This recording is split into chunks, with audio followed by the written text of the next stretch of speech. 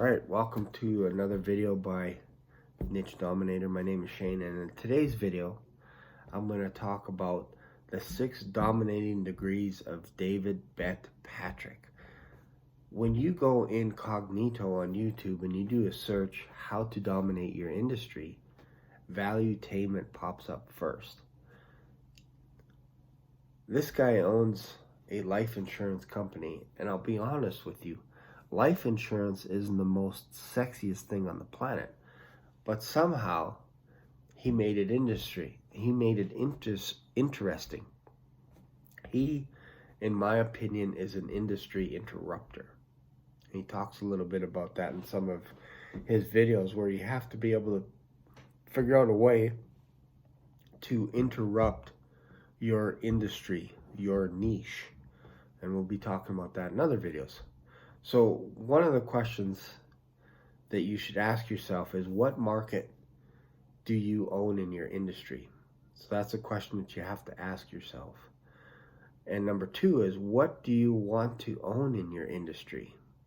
So you have to be a little bit more specific. Like, what market do you want to own? And then he mentions, who do you need to outgun? Who is leading the market that you want to own that you must outgun? And he says something key there, which is own the market. So how do you own the market? That's why you need to subscribe to this channel, because I'm sharing with you these concepts. And my channel's so tiny.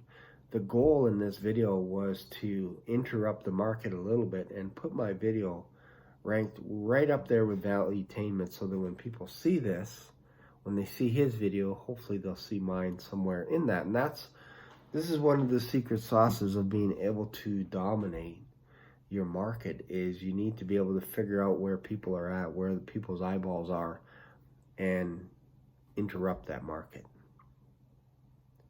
So who must you outgun? So the 4th thing is, do you have enough money, and how much do you need in order for you to outgun, in order for you to get the market? Well, with YouTube, you just have to be really good with titles. You have to be really good with your description, your tags, and your video content needs to match up with what you're talking about. Then you have a chance of actually ranking your video. And especially if you're a new channel, YouTube, because they're owned by Google, likes brand new channels. They like brand new content. And if you're consistent, which I'll talk about in the next point, is, do you have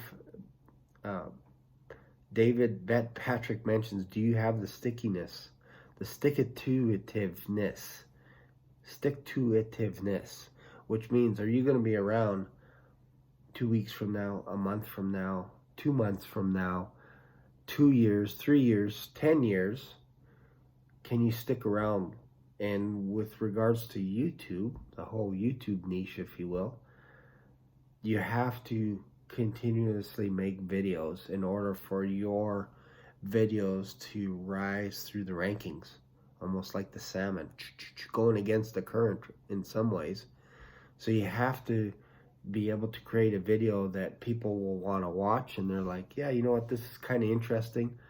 I love everything David Patrick. I love everything that he has to say regarding to Valuetainment. When you watch his videos, they are well done. He is an industry interrupter, and it seems like no matter what he touches, he is interrupting that industry in a good way. So then number 6 would be, do you match the position that you want to have?